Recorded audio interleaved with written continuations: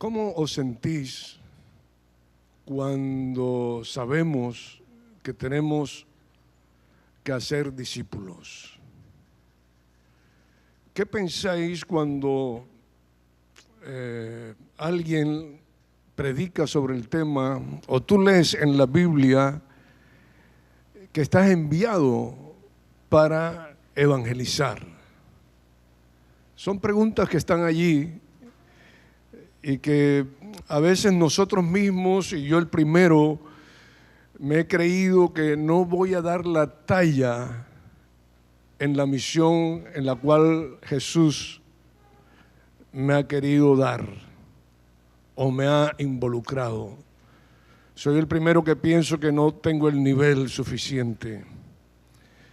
A veces pensamos incluso y desistimos de la idea que realmente es muy grande la tarea y nosotros somos tan poco que pensamos que podemos estar dando una falsa imagen y engañando a los demás, haciendo algo que tal vez no es para mí. Esto se conoce como el síndrome del impostor y a veces nos sentimos así, algunos. Recuerdo un joven hace muchos años a quien estaba discipulando. Él me dice, pero pastor, yo no soy digno de predicar el evangelio. Entonces yo le dije, ¿cómo crees que me siento yo? Ninguno realmente es digno. El único digno es Él. Él es el único digno. Y si Él te llamó y Él nos sentó aquí, es porque todos nosotros vamos a ser capacitados por Él para cumplir esa misión, para cumplir ese llamado. En aquel entonces, estamos en el Evangelio de Marcos, recuerden, era un momento tan difícil, tan crítico ser discípulo de Jesús porque había mucha persecución. Y tal vez esta mañana en los pasajes que vamos a estudiar en el capítulo 6, los que vamos a mencionar, nos van a ayudar para entender cosas claves de la misión y sacarnos tal vez de nuestro banquillo en el que estamos sentados. Acuérdese que Marcos usa en algunos momentos una estructura para escribir su evangelio, y Andrés lo explicó hace unos días, acerca de cómo en el caso de Jairo, cuando estaba buscando sanidad para su hija, en medio de esa situación, él inserta un pasaje que es el de la mujer del flujo de sangre, ¿recuerdan? Y esto se conoce como un bocadillo y luego vuelve otra vez a seguir con la hija de Jairo. Así que en esta mañana también tenemos esa misma estructura en el capítulo 6, versículo 7, y vamos a empezar allí en este capítulo de Marcos. Lo voy a leer en la palabra para que vosotros lo sigáis allí también detrás. Capítulo 6 de Marcos, versículo número 7. Dice, andaba Jesús enseñando por las aldeas de alrededor, cuando reunió a los 12 discípulos y empezó a enviarlos de dos en dos, dándoles autoridad sobre los espíritus inmundos. Les ordenó que no llevaran nada para el camino, excepto un bastón, ni pan, ni zurrón, ni dinero en el bolsillo, que fueran solo con dos cosas, calzados con sandalias, y no llevaran más que lo opuesto. Les dio estas instrucciones: cuando entréis en una casa, quedaos en ella hasta que salgáis del lugar. Y si en algún sitio no quieren recibiros ni escucharos, marchaos de allí y sacudid el polvo pegado a vuestros pies, como testimonio contra esa gente. Los discípulos salieron y proclamaron la necesidad de la conversión. También expulsaron muchos demonios y curaban a muchos enfermos ungiéndoles con aceite. Lo primero que tenemos que saber es que la autoridad te la da el mismo Jesús. Ese es el primer punto que vamos a aprender esta mañana. La autoridad viene del mismo Señor. Esto me recuerda el Evangelio de Mateo, cuando en el capítulo 28, cuando Jesús está diciendo: toda autoridad me es dada en el cielo y en la tierra. Por tanto, o sea, hay una consecuencia: vayan, hagan discípulos a todas las naciones, bautizándolos en el nombre del Padre y del Hijo y del Espíritu Santo. Y dice, enseñándoles todas las cosas que yo os he mandado, que las guarden, y además yo estaré con vosotros hasta el fin. Ese es un cheque de tanta confianza, saber que el que me manda a la misión es el que tiene toda la autoridad arriba y abajo, y que el que me comisionó me va a capacitar para cumplir dicha misión. El Señor escogió de sus 12, Él tenía un equipo de 12. Otra cosa importante a tener en cuenta es que el Señor quiere que trabajemos en equipo. Él formó sus equipos. Y de ese equipo de 12, Él subdividió, formó otros 6 equipos de 2 y los comisionó tal vez no ir a grandes ciudades, sino que los mandó a pequeñas aldeas. Se cree que Jesús alcanzaba en sus circuitos de predicación unas 45 aldeas más o menos. Y Él estaba enviando ahora a sus discípulos. Esto es como cuando un entrenador de fútbol está preparando a su gente y tiene gente allí sentada en el banquillo y ellos ven todas las instrucciones de su entrenador y todas las capacitaciones que Él les está dando. Y es como si en un momento dado Él les dijera: bueno, muchachos, ahora sois vosotros los que tenéis que salir a jugar y tenéis que meterse en el campo. Para esto no necesitáis muchas cosas más que tener el uniforme suficientemente, tener las zapatillas que necesitáis y salir a jugar. No tenéis que ir con tantas cosas. Por cierto, en el fútbol te prohíben hasta ir con una cadenita, sencillamente porque te incomoda a la hora de jugar, o con un reloj. Nunca pueden salir así ningún jugador. Pues Jesús dio instrucciones. Él era un buen instructor. Y Él empezó a decirles: no vayan con una bolsa. No necesitan llevar nada guardado. No necesitan recursos extras. No lleven un cinturón donde guardar el dinero. Yo recuerdo la primera vez que salí de Colombia para España, mis padres eran muy cuidadosos conmigo y me daban instrucciones de cómo cuidarme. Y recuerdo que una de las cosas que mi madre hizo, una señora muy astuta, por cierto, muy sabia en ese sentido también, cogió y me compró un cinturón. Y en el cinturón, en la parte de adentro del cinturón, había una cremallera. Y muy dedicadamente ella cogió y empezó a doblar cada dólar que me estaban dando para venir. Y lo encajó allí dentro del cinturón. ¡Qué cuidado! Cómo cuidaban a su hijo. Y yo con mi cinturón siempre puesto, llegué a Madrid, me tocó vivir en Vallecas además, siempre iba con mi cinturón siempre. Pues lo que menos iba a pensar la gente era que yo allí llevaba dólares. Y yo andaba por todo Madrid con mi cinturón. Pues Jesús le dijo a sus discípulos: no lleven en el cinturón, porque era costumbre entonces. No lleven una bolsa con recursos. Señor, ¿y esta noche dónde vamos a dormir? No se preocupen.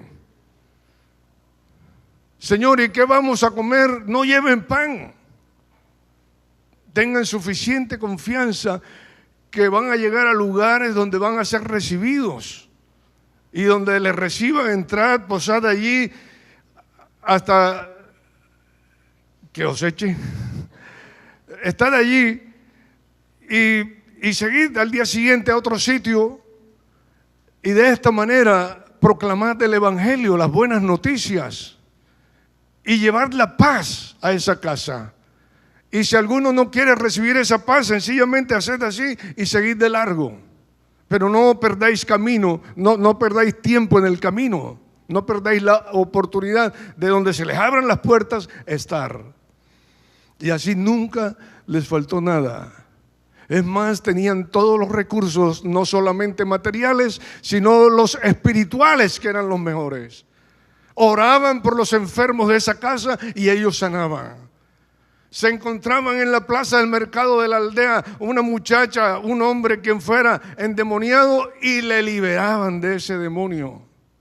No me diga que Jesús no respalda la misión de hombres sencillos, de hombres comunes y corrientes como tú y como yo, pero que creían a Jesús, que creían en su autoridad, que creían en su palabra. Y ellos hicieron temblar entonces aquellos imperios. Esos sencillos hombres, humildes, que tal vez podíamos decir, como podemos decir hoy, viven de limosna, pero no vivían de limosna, vivían bajo la protección y la cobertura de su mismo Señor. Solamente pasar al texto siguiente, vamos a ver el pasaje siguiente. Dice el capítulo 6, el versículo número 14. Es un poquito largo este pasaje, que es el que está en el intermedio de lo que vamos a leer esta mañana. Dice así: dése cuenta si fue efectivo el mensaje de esos sencillos hombres, que la fama de Jesús se extendió. Llegó a oídos del propio rey Herodes. Imagínense la importancia de predicar a Jesús en las aldeas más sencillas, a los hombres más humildes, las personas más comunes, pero con un mensaje extraordinario que iba más allá de las paredes de los palacios. Dice que el rey Herodes había escuchado acerca de esa fama de Jesús. Había algunos que decían: este es Juan el Bautista que ha resucitado, por eso tiene poder de hacer milagros. Otros, en cambio, decían que era Elías, y otros que era un profeta semejante a los profetas antiguos. Al oír Herodes todo esto, afirmó: este es Juan, yo mandé que lo decapitaran, pero ha resucitado. Y es que el mismo Herodes había hecho arrestar a Juan y lo tuvo encadenado en la cárcel por causa de Herodías, la esposa de su hermano Filipo, con la que se había casado. Pues Juan había dicho a Herodes: no te es lícito tener a la mujer de tu hermano. Por eso Herodías lo odiaba y quería matarlo, pero aún no había encontrado la ocasión propicia, ya que Herodes temía a Juan, sabiendo que era un hombre recto y santo. Lo protegía y hasta lo escuchaba con agrado, aunque siempre se quedaba desconcertado. Por fin se presentó la oportunidad cuando Herodes, el día de su cumpleaños, dio un banquete a los grandes de su corte, a los jefes militares y a la gente más importante de Galilea. Durante el banquete salió a bailar la hija de Herodías, y tanto les gustó a Herodes y a sus invitados que el rey dijo a la muchacha: pídeme lo que quieras y yo te lo daré. Una y otra vez le juró: te daré todo lo que me pidas, hasta la mitad de mi reino. La muchacha fue entonces a preguntarle a su madre, ¿qué pido? Su madre le dijo, la cabeza de Juan el Bautista. Volvió a toda prisa la muchacha y pidió al rey, quiero que me des ahora mismo en una bandeja la cabeza de Juan el Bautista. El rey se entristeció al oír esta petición, pero como se había comprometido delante de los invitados con su juramento, no quiso desairarla. Así que el rey envió a un soldado con la orden de traerle la cabeza de Juan. El soldado fue a la cárcel, le cortó la cabeza y la trajo en la bandeja. Luego se la entregó a la muchacha y la muchacha se la dio a su madre. Cuando los discípulos de Juan se enteraron de lo ocurrido, fueron a pedir su cadáver y lo pusieron en un sepulcro.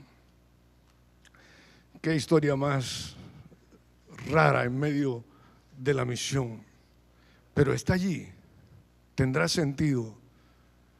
Ahora lo que sí sé es que cualquiera que esté en misión con Jesús, y ese es el punto importante a tener en cuenta ahora, el segundo punto, debe saber que en la misión encontrarás rechazo y persecución. Dije, rechazo y persecución. Ese mismo rechazo lo tuvo Jesús. Y el mismo Jesús advertía a sus discípulos, si el mundo a mí no me ha amado, sino que me ha aborrecido, tened por seguro que a vosotros también os van a aborrecer. Entonces, en la misión debemos saber esto. No nos debe sorprender cuando nos llega el rechazo a cada una de nuestras vidas o la persecución. En este caso, hay una dinastía del rey Herodes, aquel que quiso matar a Jesús, Herodes el Grande, el que quiso matar a Jesús en el tiempo de su nacimiento. Él formó una dinastía, era un hombre tan malvado que sus hijos salieron igual que él o peor. La cuestión es que él tuvo varios hijos. Y dentro de sus estrategias, cuando él dejó de ser rey, él había establecido 4 distritos, había dividido el territorio de su reinado en 4 partes. 2 de sus hijos reinaban en algunas partes de ese reinado. Uno era Felipe, y era el que gobernaba Filipo, por eso se llama así. Y el otro era Herodes Antipas, también hijo de él. Y estos, a su vez, habían tenido mucha sinvergüencería, se podría decir. Vivían desordenadamente, no tenían respeto por nada. Incluso llegó uno de ellos a robar la mujer de su hermano. Imagínense hasta dónde llegaba todo lo que ellos podían estar haciendo desordenadamente. Y Juan el Bautista le decía, no te es lícito tener a esta mujer como tu esposa. En ese desorden nosotros podemos darnos cuenta cómo hay 2 reinos claramente diferenciados solamente de un versículo al otro, de unas aldeas pequeñas donde había sencillez, humildad, donde se llevaba un mensaje de paz, donde se llevaba un mensaje de sanidad, un mensaje de liberación. Y en el otro donde lo que había era opulencia, fiestas, lo que había era espada, lo que había era muerte. Y esto claramente queda figurado en esos 2 textos o en esos 2 párrafos que estamos estudiando en esta mañana. Así que este Herodes no tuvo temor de mandar a cortar la cabeza del profeta. Quiso callar la voz profética de entonces. Pero por otra parte se estaban levantando pequeñas voces pequeñas voces de evangelistas, enviados bajo la autoridad del mismo Señor. Pequeñas voces que llegaron a transformar el mundo de entonces. Pequeñas voces que hicieron milagros, que cumplieron la misión, que también algunos de ellos murieron como mártires sabiendo que esa era parte de la misión a la que ellos habían sido llamados. Así que siempre, queridos, va a haber gente que va a pedir nuestras cabezas. Siempre el mundo está sediento de ver rodar cabezas. No hace mucho vimos a Will Smith cometiendo un fallo públicamente y todo el mundo pedía su cabeza. No sé qué le pasó también a Ronaldo, a Cristiano Ronaldo en estos días atrás con un joven y también era portada en primera plana. Políticos que se les está pidiendo su cabeza. El mundo está sediento de ver cabezas rodando. Yo quiero decirte esta mañana que un día también al Señor pidieron su cabeza. Un día dijeron, ¿quieren a Barrabás o quieren a Jesús? Y al que llevaron a la cruz fue a Jesús. Y yo doy gracias a Dios que fue esa cruz. Y Él, como cabeza, subió a los cielos y es la cabeza de toda la iglesia. Por lo tanto, no debemos tener miedo de que pidan nuestra cabeza, porque el que tenía que morir por nosotros ya murió. Es Jesús. El que ha perdonado, el que ha salvado, el que nos ha mandado a la misión. Él es el que nos gobierna, nos administra y nos acompaña en esta misión. Y por último, el tercer párrafo que tenemos que leer esta mañana para completar este pensamiento, es cuando los 12 regresan de la misión. Dice, los apóstoles volvieron a reunirse con Jesús y le comunicaron todo lo que habían hecho y enseñado. Jesús les dijo, venid aparte conmigo, vamos a descansar un poco en algún lugar solitario, porque eran tantos los que iban y venían que no les quedaba ni tiempo para comer. Así que subieron a una barca y se dirigieron ellos solos a un lugar apartado. La tercera cosa que debemos saber todos los que estamos en misión es que la misión descansa en Jesús. El Señor siempre va a buscar el momento y la oportunidad para reunirse con sus hijos, no solamente como un militar con sus soldados que los manda a una misión a que se salven como puedan, sino que en la misión que nosotros hemos sido enviados somos como unos hijos de un Padre que nos ama y que tarde o temprano nos hace regresar, nos ve en nuestras fatigas, nos puede ver en nuestros apuros, nos ve en nuestras necesidades y tarde o temprano Él nos va a acercar para darnos el reposo, para darnos la palabra que necesitamos, para darnos las fuerzas nuevas que necesitamos para seguir en la misión. Así que cuando ellos vinieron con el reporte de todo lo que estaba sucediendo en aquellas pequeñas aldeas, el Señor les vio cansados y dijo, vamos a un lugar donde podáis descansar. Se merece y se necesita, y es orden divino el descanso para los que estamos en misión. Hay días oscuros, es verdad, hay tiempos difíciles, pero el Señor no se olvida en buscarnos en esos difíciles momentos que podemos estar pasando. Incluso teniendo éxito, puedes estar cansado. Y el Señor lo sabe. Y el Señor te llama y te busca para darte las fuerzas, el valor, el ánimo que tú necesitas en ese momento. Corría el año 1987, eso fue ayer. Y yo recuerdo que tenía mis 3 hijos pequeños, teníamos pequeñitos. Mi padre había venido a visitarnos y como padre generoso me compró un coche nuevo, totalmente del concesionario, y me lo regaló. Realmente lo necesitaba.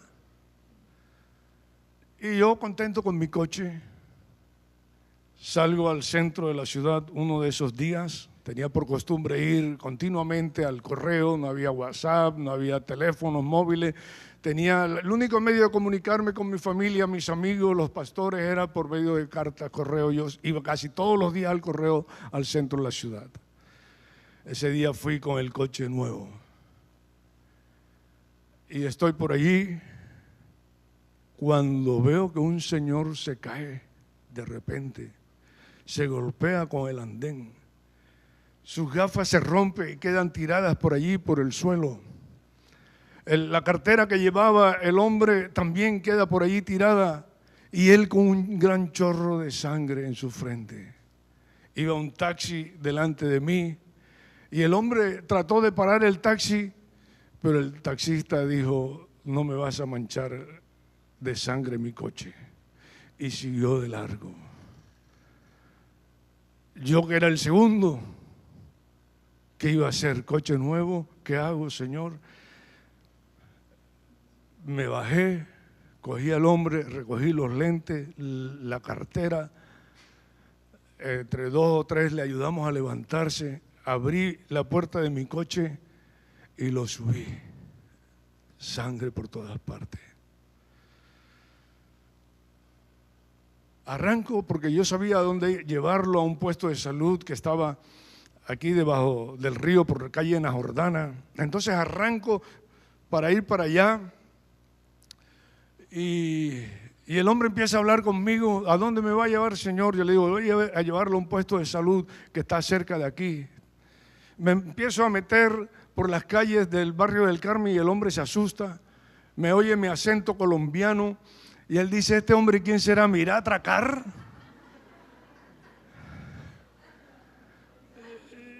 Y yo en misión digo: Señor, ¿qué hago?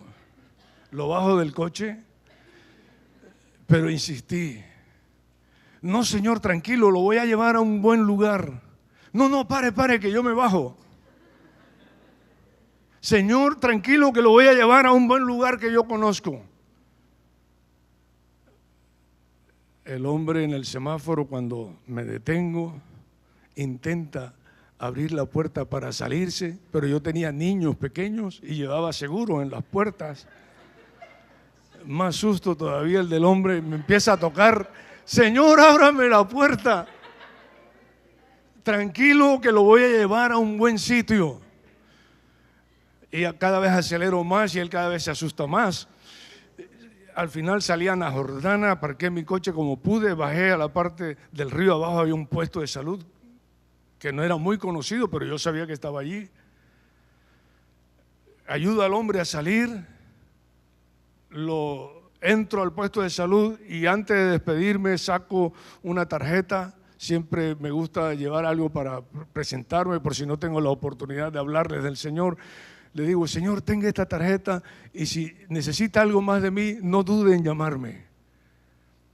Y el hombre lo dejo allí y lo empiezan a atender y se ve que le atienden muy bien, lo curan, le cogen sus puntos y no supe más del hombre.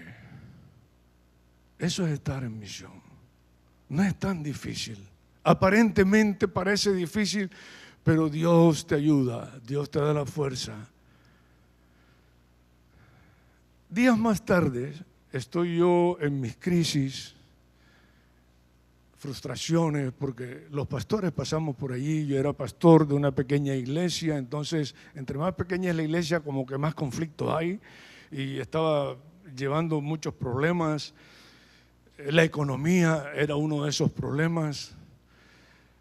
Encima, como se dan cuenta, no suelo enfermarme, pero en esos días me enfermé y caí en cama. Recuerdo perfectamente que era un martes y Gloria salió para el pequeño local que teníamos de culto para limpiarlo, para que estuviera listo para el jueves que teníamos reunión. Y se fue allí, hizo su limpieza, regresó. Yo me quedé en cama con una fiebre y un dolor de garganta tremendo. Y ahí discutiendo con Dios: Señor, ¿por qué me pasa esto? Si yo soy tu siervo y tú me escogiste para esto, ¿por qué tengo que estar en crisis? ¿Por qué tengo que estar enfermo? ¿Por qué tengo que estar en escasez? Y lloraba: tengo que darle a mis hijos y no tengo con qué alimentarlos esta semana. Y ahí yo hablando con Dios. Esa es parte de la misión. Él me dice: no tomes alforja, no tomes dinero, tú sigue adelante. Y estoy allí en ese momento de conflictos y llega Gloria con un sobre, una carta, me la trae. Había llegado a la avenida Burjasot de esa carta, allí al local, me la entrega. Yo abro la carta, no sé quién es, abro la carta y veo 5,000 pesetas de entonces, que era como el mercado de una semana, lo que necesitaba yo. ¿Cómo lo sabía Dios? No sé. Pero yo abro la carta, me alegré con los 5,000, lógicamente. Pero me alegré mucho más con el contenido de la carta. Era aquel señor a quien había ayudado pocos días antes y lo había llevado al puesto de salud, agradeciendo altamente toda la atención y todo el cuidado que tuve con él, a pesar del comportamiento que él tuvo conmigo. Que tomara ese dinero que era para mí, que me lo merecía, decía él en su carta, y más. Recuerdo perfectamente su letra, cómo era. Lástima que esa carta se desapareció, pero recuerdo su letra. Ahora ya yo sabía el remitente, ya sabía dónde vivía, porque había puesto remitente, sabía su nombre. A Dios no se le queda nada por ahí suelto. Ahora yo fui, tan pronto pude, me recuperé físicamente, me recuperé económicamente, porque no lo dice la Biblia. Dios aprieta pero no ahoga. Eso no lo dice la Biblia, pero a veces es verdad. Entonces me recuperé física y económicamente, y tan pronto pude tener 5,000, me fui a su casa. Me recibió extraordinariamente, como se recibe a un rey, casi, con una atención tan especial. No admitió por ninguna parte que yo le regresara esos 5,000, más bien quería darme más. Con todo esto, lo que le quiero decir, iglesia, es que cuando el Señor te comisiona y te envía a su misión, y Él te dice: no tomes en cuenta esto, ni esto, ni esto, confórmate con el vestido que lleva, confórmate con los zapatos o sandalias que tiene, y tira para adelante, camina conmigo.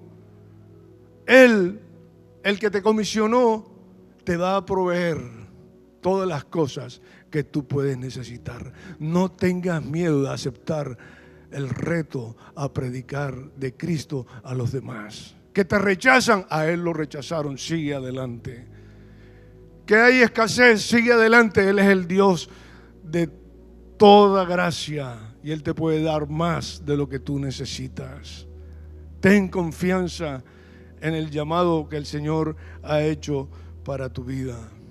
Jesús fue el primero que se ofreció por nosotros. Hay momentos que nosotros queremos tirar la toalla, como en el caso mío. Hay momentos que nos queremos bajar del coche por los rechazos y tirar la toalla y decir, para esto me ha llamado el Señor. Hay momentos de tentación como esos. Pero el primero que me anima a mí esta mañana es el mismo Jesús. Él fue a la cruz por un gozo mayor que había después de la cruz. Él no tiró la toalla. Jesús no tiró la toalla. Jesús fue el primero que fue rechazado, y Él hoy descansa en lo más alto de los cielos, sentado en el trono.